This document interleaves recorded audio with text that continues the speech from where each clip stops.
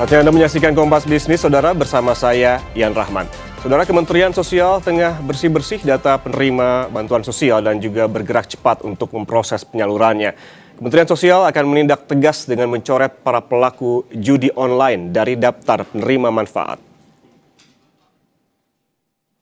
Menteri Sosial Saifullah Yusuf menegaskan pihaknya tidak akan toleran terhadap penerima bansos yang salah sasaran. Selain pegawai BUMN dan ASN, Kemensos juga menindak tegas dengan mencoret para pelaku judi online dari daftar penerima manfaat guna memastikan bantuan benar-benar diterima oleh masyarakat yang berhak. Mensos bilang Kementerian Sosial saat ini tengah dikejar target untuk menuntaskan proses cleansing atau pembersihan data penerima bansos triwulan ketiga. Proses validasi ini ditargetkan rampung dalam 2 hingga 3 hari ke depan, sehingga bansos sudah bisa mulai disalurkan pada 20 Juli. Langkah ini dilakukan untuk memastikan tidak ada lagi bansos yang salah sasaran, seperti yang diberikan kepada warga yang sudah meninggal, pindah rumah, atau warga mampu yang sudah naik kelas.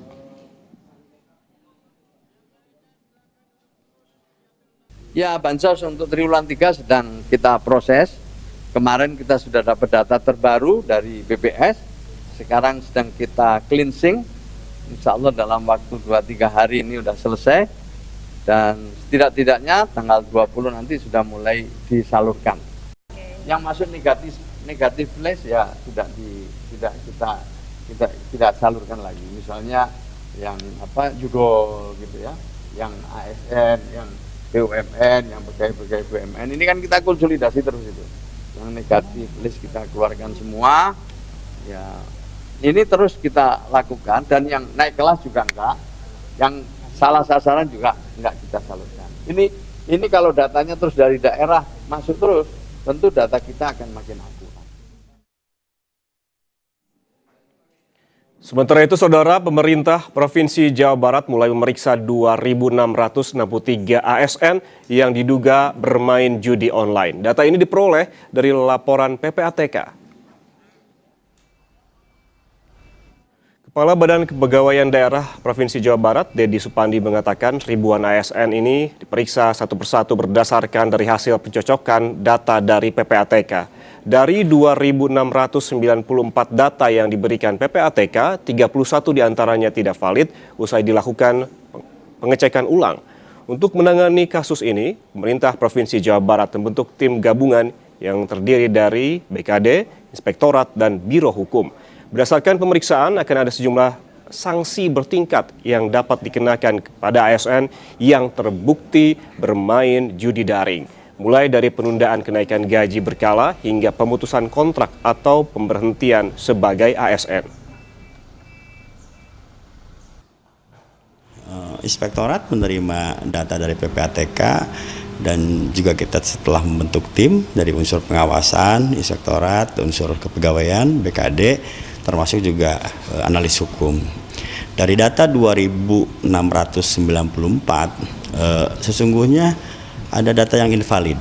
Data yang invalid sekitar kurang lebih di 31 orang. Yang 31 orang itu ada dia memang tidak ada namanya di ASN Jawa Barat, yang kedua sudah pensiun, yang ketiga juga ada juga yang dia sebetulnya telah putus kontrak kerja, sehingga deal nominal angka itu sekarang di 2.663. Nah, kira-kira seperti itu. Kemudian, Saudara, seberapa jauh praktik judi online di lingkungan ASN ditemukan oleh Pusat Pelaporan dan Analisis Keuangan atau PPATK? Apakah temuan yang terungkap merupakan fenomena gunung es? Kita berbincang dengan Ketua Tim Humas PPATK, Tri Andrianto. Pak Tri, selamat pagi. Selamat pagi, Mas Ian. Pak Tri, ini bisa dijelaskan bagaimana awal mulanya PPATK menemukan hampir 2.700 ASN di pemerintah Provinsi Jawa Barat terlibat judi online. Biasanya kan PPATK merilis secara umum begitu masyarakat yang terjerat judi online. Dan kali ini lebih spesifik ASN begitu, Pak Tri. Ya, terima kasih. Jadi memang sebetulnya dalam konteks penanganan judi online, PPATK itu sejak tahun 2017 melaksanakannya secara menyeluruh, komprehensif gitu ya.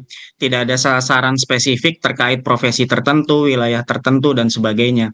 Cuma memang dengan berbasis aliran dana tersebut, tentu saja kita bisa lakukan klasterisasi berdasarkan wilayah, berdasarkan profesi, dan seterusnya.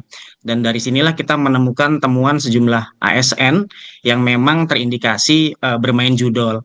Tentu kita harus pahami juga bahwa temuan PPATK tentu sifatnya bersifat kumulatif. Dalam hal ini memang tentu ketika kami berkoordinasi dengan pemerintah provinsi, kementerian atau lembaga, perlu ada validasi yang lebih gitu ya mengenai apakah memang yang terjadi sudah sampai level sangat parah atau hanya coba-coba. Misalnya tentu perlakuan treatment ini akan sangat berbeda dan kewenangannya benar-benar berdasarkan kementerian atau lembaga atau pemerintah daerah tersebut. Kira-kira begitu Mas Yan. Oke, Pak Tri, ini kan yang terungkap ataupun dilaporkan di Jawa Barat ada sekitar 2.600-an, hampir 2.700 ASN. Kemudian pertanyaannya, apakah temuan PPATK ini hanya sebatas ASN di Jawa Barat atau sebetulnya PPATK sudah menemukan hal serupa juga di provinsi lain? Iya, jadi memang seperti tadi disampaikan ya, temuannya tidak spesifik hanya menyasar ke Jawa Barat. Bisa dibilang kita mengklasternya ke tiap-tiap wilayah provinsi yang lainnya juga ada. Jadi kalau kita lihat di data agregat yang kami punya, Mas Ian, di 2024 itu kita identifikasi sekitar 51.611 ASN. Itu di 2024 keseluruhan. Dan di 2025 itu meningkat sampai 235.000 lebih. Jadi dari 51 ribuan ke 235.000. Meningkatnya cukup drastis sampai 5 kali lipat ketika kita menggunakan data 2025 lalu. Ini menandakan memang kita tidak hanya menyasar Jawa Barat, tapi sejumlah wilayah lainnya. Bahkan kami petakan betul sampai ke wilayah kecamatan-kecamatan di mana pemain judul ini banyak dan mendominasi. Oke, artinya data-data yang kita ketahui sekarang gitu kan, datanya ada 2.600-an, itu seperti fenomena gunung es dong kalau kita melihat yang disebutkan oleh Pak Tri tadi ada 51.000 di tahun 2024 dan bahkan meningkat lebih tinggi lagi di tahun 2025 sekitar 135.000. Ini artinya seperti fenomena gunung es, banyak begitu yang memang peningkatannya dari tahun ke tahun. Iya, peningkatannya memang sangat signifikan ya. Jadi kalau bicara judul itu bukan cuma meningkat, tapi bersifat eksponensial. Kita bicara suatu kejahatan yang ketika ditemui di awal tahun 2017 nominalnya hanya 2 triliun. Dan kalau kita bicara nominal kumulasi sampai sekarang sudah mendekati 1.200 triliun. Jadi ini persoalan yang sepertinya masih jauh dari kata selesai. Karena menyasar langsung kepada banyak orang, banyak profesi di seluruh wilayah, bisa dibilang semua lapisan umur. Ya, persoalan ini menjadi sangat prioritas dan jadi atensi, bahkan merupakan agenda yang juga jadi atensi utama dari Pak Presiden yang disampaikan langsung kepada PPATK, begitu. Pak Tri, kan yang jadi sorotan di Jawa Barat karena memang ada laporan ataupun temuan dari PPATK yang kemudian direspons oleh pemerintah provinsi begitu, yang kemudian memanggil ASN yang ditenggarai ataupun diduga terlibat judol dan memeriksanya satu persatu begitu. Kemudian apakah pelaporan ini hanya dilakukan di Jawa Barat ataukah PPATK sebetulnya sudah melaporkan ini juga ke provinsi-provinsi lainnya? Data ini kami sampaikan tentu tidak hanya ke Jawa Barat ya, kami sampaikan ke sejumlah pemerintah provinsi, kementerian dan lembaga. Namun memang tentu saja bukan merupakan domain PPATK untuk menyampaikan jumlah termasuk identitas dari nama pegawai tersebut, termasuk follow up dari temuan-temuan itu. Sepenuhnya merupakan kewenangan dari pemerintah provinsi maupun dari kementerian dan lembaga. Tapi semua disampaikan, Mas. Intinya semua data itu tersampaikan dan kami apresiasi betul atas transparansi yang disampaikan misalnya oleh pemerintah Provinsi Jawa Barat ya, yang dengan jelas gitu menyampaikan data tersebut sebagai pembelajaran bagi kita. Ternyata yang namanya judol ya menyasar kemana-mana, ya, include ke ASN sendiri, begitu. Berarti pelaporannya tidak tebang pilih begitu ya, semuanya yang temuan PPATK sudah dilaporkan persis begitu ke setiap pemerintah provinsi masing-masing, tapi tergantung follow up dan juga responnya sendiri-sendiri begitu. Yang juga jadi sorotan ini Pak Tri, bukan hanya dari pemerintah provinsi, ASN-nya begitu, tapi juga ada Menteri PU Dodi Hanggodo yang bilang ada sekitar 6.000 pegawai di lingkungan Kementerian Pekerjaan Umum terindikasi terlibat judi online. Ini berdasarkan data PPATK juga. Apakah benar demikian, Pak? Bisa dikonfirmasi? Untuk menyatakan benar atau tidaknya memang sebaiknya langsung dari kementerian lembaga atau dari pemerintah provinsinya langsung. Dan dalam hal ini kami apresiasi sekali ya, karena transparansi yang disampaikan oleh Pak Menteri, kemudian oleh jajaran di Pemprov Jawa Barat, itu menunjukkan kita sebenarnya nggak perlu malu untuk menyampaikan data tersebut karena sebagai bentuk untuk introspeksi lebih lanjutnya gitu ya. Karena memang sebetulnya sih kalau bicara dalam tema kali ini terkait judul di ASN, kalau data PPATK sendiri kan sebenarnya perputaran uangnya tuh kalau kita punya data di 2025 itu sekitar 1000 sekian triliun ya di 2025. Dan kalau boleh dilihat sebetulnya data agregat angka terkait ASN-nya itu ya sekitar 1 triliun. Maksudnya bukan menjadi pemain yang paling utama sebetulnya dari keseluruhan total transaksi yang terkait dengan judi online. Dan bahkan angka 1 triliun tersebut juga sebetulnya kan perlu diverifikasi dan validasi lagi juga apakah memang sekedar coba-coba atau mungkin akunnya dipakai oleh temannya misalnya atau status kepegawaiannya sudah pensiun, sudah meninggal dunia dan sebagainya. Jadi balik lagi seluruh data yang disampaikan bisa jadi ya memang merupakan data yang disampaikan PPATK, sangat diapresiasi hal tersebut. Tapi tentu harus dipahami persoalan ini tidak hanya terkait ASN semata, tapi juga banyak pihak lain yang terkait dengan judi online ini.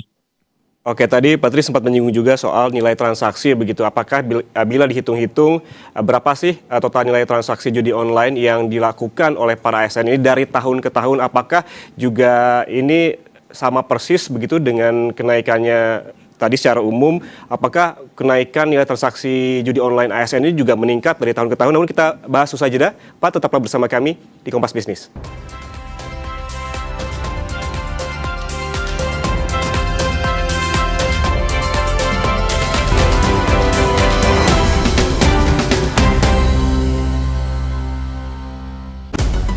Mata dunia tertuju pada 16 kota di Amerika Serikat, Kanada, dan Meksiko untuk ajang sepak bola paling bergengsi di muka bumi.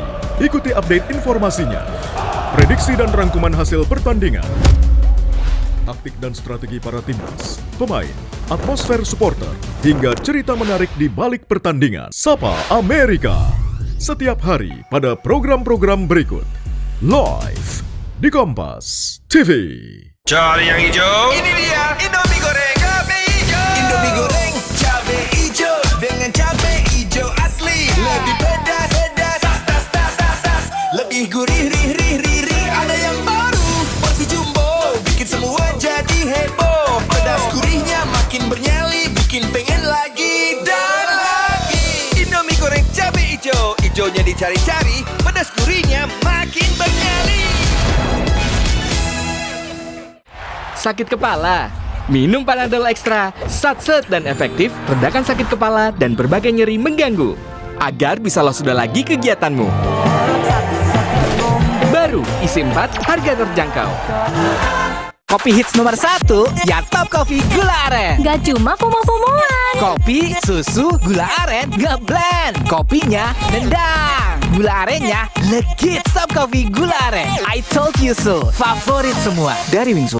Beri makna pada siang hari Anda. Saatnya terhubung dengan informasi yang akurat dan terpercaya. Informasi terkini selengkapnya. Dari peristiwa penting di dalam negeri hingga dinamika global yang memengaruhi dunia. Berita yang aktual, tajam dan mencerahkan. Kompas Siang. Setiap hari pukul 11 siang. Live di Kompas TV. Didukung oleh Aku mau nyobain langsung ramen yang ada di sini. Yuk. Hai, dozo. Wah, kaldunya tuh bener-bener mantep banget. Si French Ramen ini dengan menggabungkan konsep ramen Jepang. フランス料理とラーメンを融合したかったというよりも、お客様に体験を届けたいと考えていました。 Ekspansi ramen di Indonesia itu tuh makin meluas, apalagi dengan adanya ramen kaki lima kayak gini, bikin ramen itu tuh makin merakyat di kalangan masyarakat Indonesia. Cerita Rasa, Sabtu 18 Juli pukul 10:30 siang di Kompas TV.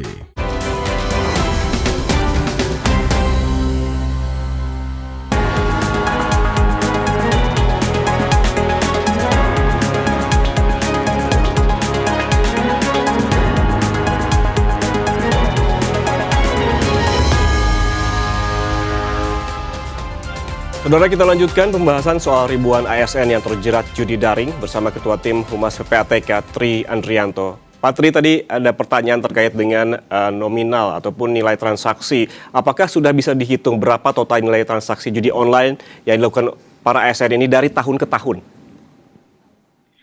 Kami coba lakukan perhitungannya sejak tahun 2024 ya, di mana total transaksi ASN terkait judol ini mencapai sekitar 120 miliar di tahun 2024 lalu dan meningkat menjadi sekitar 1 triliun lebih sedikit di tahun 2025.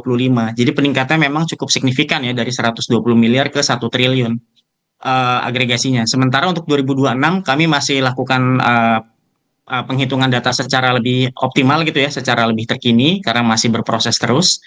Tapi sekali lagi angka tersebut sebetulnya hanya bagian dari keseluruhan angka yang memang jumlahnya lumayan besar ya. Jadi ketika tahun 2025 misal ketika data rekening atau agregat transaksi ASN sekitar 1 triliun, sebetulnya secara keseluruhan tadi sudah mencapai 200 triliun lebih gitu. Di mana 1 triliunnya ada kontribusi dari teman-teman ASN yang ya terjerat judi online tersebut begitu. Berarti trennya tetap naik meskipun secara nominal kontribusinya terhadap seluruh ataupun total tidak begitu banyak begitu. Kalau kita bisa menjelaskan, Pak Tri, sebetulnya bagaimana PPATK bisa memastikan ini seorang ASN ataupun seseorang lah begitu terlibat judi online atau tidak? Secara teknisnya itu seperti apa sih, Pak Tri? Iya, jadi kalau kami Mas Ian bergerak tentu berbasis analisis sumber dana ya, rekening dan sebagainya. Dimana kan sebetulnya ketika kita melakukan transaksi apapun platformnya di penyedia jasa keuangan apapun, kita kan memang sudah terprofile punya profesi apa gitu kan ya. Ketika kita buka rekening di bank, kita akan buka identitas sebagai ASN, pihak swasta dan lain sebagainya. Jadi dengan data seperti itu kita sudah bisa petakan betul karena selama perputaran, apalagi kalau judul ini kan sifat uangnya memang tidak mungkin cash ya, dia pasti berputar di sistem transaksi keuangan yang membuat kita bisa petakan betul profesi-profesi yang terkait dengan si judi online ini. Begitu Mas Ian. Kemudian apa saja sih metode transaksi judi online yang biasanya digunakan? Karena kan informasinya beberapa bulan lalu PPATK sempat merilis soal metode pembayaran menggunakan kris yang sampai menembus 50%. Apakah saat ini masih sama? Ya, kalau bicara kanal pembayarannya memang bermacam-macam ya. Kita masih temukan ada transfer melewat rekening bank, ada yang pakai e-wallet, ada yang pakai kris, ada yang pakai voucher game gitu. Tapi memang betul bahwa temuan kita sampai sekarang sih memang secara persentase 54%-nya masih menggunakan kris. Dan 46% sisanya itu menggunakan metode yang lain. 54% dari total nilai deposit itu kurang lebih nilainya sekitar 19,35 triliun.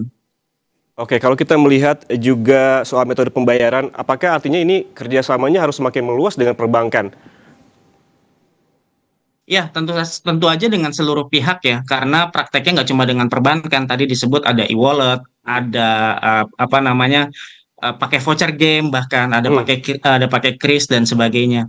Penguatannya tentu saja dari hulu ke hilir, gimana dari sisi penyedia jasa keuangan, dari sisi PPATK, termasuk juga dari sisi penegakan hukumnya. Oke, Kira-kira begitu. Oke, Pak Tri, kan kalau kita lihat-lihat hingga saat ini praktik judi daring ini masih belum juga bisa diberantas secara total. Apakah ini menurut Anda apa yang salah? Apakah pola operasinya semakin kompleks? Memang persoalan judol ini bukan hal yang mudah untuk diatasi ya. Kita tahu betul perputaran dananya pun sudah sampai lebih dari 1.000 triliun yang akumulasinya sampai sekarang. Kita harus petakan betul di mana lokasi para pelaku dan juga kalau dari sisi PPATK kita tentu saja tidak cuma mengincar operator-operator lapangan, tapi sebisa mungkin sampai dengan mastermind-nya yang bisa jadi lokasinya belum tentu ada di Indonesia. Jadi persoalan ini betul-betul persoalan serius. Karena kalau dibilang sudah melakukan apa, dengan Bareskrim Polri kita aktif berkoordinasi. Kita sudah kirim sampai 51 laporan hasil analisis ke teman-teman Bareskrim terkait 132 situs judol, sudah menghentikan sementara transaksi sejumlah 255 miliar, jumlahnya lebih dari 5.900 rekening, sudah disita lebih dari 142 miliar, Komdiji dan OJK sudah memblokir sekitar 3,7 juta situsnya. Tapi memang tidak berhenti sampai sekarang. Ini yang membuat seharusnya bisa jadi atensi bersama kita, membuat ini jadi isu yang paling prioritas. PPATK sendiri di tahun lalu membuat kebijakan untuk menghentikan sementara rekening-rekening dorman yang banyak diantaranya memang terindikasi digunakan untuk judi online. Tapi tetap ini menjadi prioritas bersama, terutama bagi PPATK. Dan ya tentu aja PPATK juga nggak bisa sendiri, di mana kami harus berkolaborasi dengan seluruh pihak dan ekosistem terkait. Oke, kalau demikian begitu sulitnya memberantas judi daring ini, apa sih yang perlu dilakukan untuk memberikan paling tidak efek jerak kepada bandar dan juga pemain? Apakah termasuk yang saya baca terkait dengan pemblokiran berbasis IP, DNS dan juga fingerprinting aplikasi? Ya, segala hal itu perlu tentu saja Mas Ian, karena memang kita nggak bisa bergerak dengan pola pendekatan yang begitu-begitu aja gitu ya. Tentu saja kita tidak bisa bilang bahwa yang sudah dilakukan salah, itu hal yang sangat penting gitu ya. Yang dilakukan PPATK, yang dilakukan penegak hukum, OJK dan semuanya. Tapi ke depan memang kita perlu betul untuk bangun integrasi data secara menyeluruh di antara seluruh pihak. Kalau perlu kita buat yang namanya joint blacklist nasional terkait dengan orang-orang yang terlibat dalam pusaran judi online ini. Kita coba betul untuk melakukan pemantauan transaksi secara real time dan memastikan koordinasi antar setiap instansi ini bisa berjalan dengan optimal. Jadi mudah-mudahan semua hal yang bisa dikejar tersebut bisa semakin mengoptimalkan upaya kita mencegah sekaligus mengatasi judul yang dampaknya begitu merusak bagi semua elemen masyarakat kita. Oke, Pak Tri bisa dijelaskan lebih jauh terkait apa itu joint blacklist nasional? Ya, jadi ada diskusi yang sempat kita bangun dengan sejumlah stakeholder gitu ya terkait ya, di mana sebetulnya kan ada sejumlah tindak pidana di mana kita punya daftarnya gitu. Misal PPATK tuh membangun sistem, kita punya data daftar teroris dan terduga teroris gitu, yang bisa diakses oleh kementerian lembaga terkait yang punya kewenangan. Tidak menutup kemungkinan apakah sistem ini bisa dibangun untuk kejahatan judul, ini yang coba kita pertimbangkan, dan bila memungkinkan mungkin ini bisa jadi salah satu alternatif untuk mengoptimalkan upaya penanganan judul begitu. Oke, baik. Terakhir Pak Tri, ini kan judi online ini pemberantasan tidak bisa bekerja sendiri. PPATK juga butuh bekerja sama dan juga berkolaborasi dengan pihak-pihak lain. Ini butuh andil banyak pihak lah gitu. Hingga kini sudah sejauh mana kerjasama PPATK bersama penegak hukum hingga kementerian dan juga lembaga terkait? Iya, seperti tadi sudah disampaikan, memang koordinasinya cukup intensif ya. Misal dengan Bareskrim, kita sudah serahkan sekitar 51 hasil analisis PPATK. Itu ada kaitannya dengan sejumlah sekitar 132 situs judulnya. Dan teman-teman Bareskrim memfollow up-nya dengan sangat luar biasa. Ada penghentian transaksi lebih dari 250 miliar, rekening yang terkait sekitar 5.961, dan sudah ada penyitaan sekitar 142 miliar dari 359 rekening. Jadi teman-teman Bareskrim juga sudah melakukan kerja yang luar biasa masif gitu untuk memastikan judul bisa diberantas. Dari sisi pencegahan, misalnya OJK tuh ada catatan sudah melakukan 2,8 juta penolakan hubungan usaha, ada pemblokiran 32.400 sekian rekening setelah pemeriksaan mendalam. Komdigi sudah memblokir sekitar 3,7 juta situsnya. Jadi bisa dibilang pihak-pihak terkait, baik itu kementerian atau lembaga, penegak hukum sebenarnya sudah bergerak sesuai dengan porsi dan kewenangannya. Memang persoalannya yang dihadapi adalah kriminal yang tidak mudah diatasi karena sifatnya yang pertama berbasis digital, dan yang kedua kita tidak bisa secara presisi sepenuhnya mengetahui lokasi-lokasi judul ini berada, terutama lokasi dari mastermind-nya. Yang membuatnya juga lebih complicated adalah persoalan judul nggak berhenti semata hanya judul. Biasanya dia akan terkait juga dengan kejahatan lainnya, baik itu narkotika, kejahatan terorganisir lain, money laundering bisa jadi, di mana itu semua ada kaitannya dengan judi online. Jadi biasanya dia juga nggak bergerak sendiri. Oke, Pak Tri, kalau tadi memang sulit begitu kalau kita mengungkap mastermind-nya karena lokasinya yang berpindah-pindah dan juga belum tentu ada di Indonesia, berarti yang bisa dimaksimalkan adalah para pemain di dalam negeri begitu, mereka yang main judi online. Sejauh ini dari kerjasama dengan berbagai pihak ini, apakah ada langkah pencegahan ataupun preventif termasuk sosialisasi kepada masyarakat? Ya, kami kalau dari sisi PPATK sosialisasi terus ya, walaupun dengan keterbatasan yang tentu saja dimiliki PPATK. Apalagi judul ini merupakan salah satu atensi utama lah selain korupsi dan narkotika. kami juga lakukan asesmen secara mendalam, Mas Ian. Kami turunkan tim yang terjun ke seluruh pelosok di Indonesia tahun lalu. Kami hasilkan dokumen berupa analisis dampak sosial judol. Bahkan PPATK bergerak lebih luas, tidak hanya bicara aliran dana. Kita temukan bagaimana lebih dari 4.000 perceraian ternyata ada kaitannya dengan judol. Kita temukan bagaimana kepala desa menyalahgunakan dana desanya karena judol. Kita temukan perdagangan anak yang dilakukan oleh orang tuanya karena judol. Hal-hal ini kami kami jadikan atensi betul dan kami follow up dalam bentuk berbagai sosialisasi yang bisa kami kemas. Kami akan terus berupaya ya memastikan bahwa kepada seluruh lapisan masyarakat, bagi yang sudah terlanjur tentu saja untuk berhenti, karena yang namanya judol ini juga tidak pernah menjanjikan kemenangan sebenarnya. Dan bagi yang belum pernah coba, ya jangan pernah coba, karena ini masuk ke dalam siklus yang memang tidak pernah berhenti dan tidak akan pernah dimenangkan. Begitu kira-kira Mas Yan. Baik, berarti langkahnya sudah dari hulu ke hilir, begitu, termasuk dari awal sosialisasi, langkah pencegahan dilakukan sampai ke pelaporan dan juga kerjasama dengan pihak-pihak lain. Terima kasih Ketua Tim Humas PPATK Tri Andrianto atas penjelasannya bersama kami di Kompas Bisnis. Sehat selalu Pak. Terima kasih Mas Yan. Saudara, kita ke informasi selanjutnya. Pondok pesantren kini tak hanya menjadi tempat menuntut ilmu agama di Nusa Tenggara Barat. Pondok pesantren Thohir Yasin berhasil mengembangkan berbagai unit usaha untuk mendukung kemandirian ekonomi pesantren dengan dukungan program Habit Trend dari yang diinisiasi Bank Indonesia.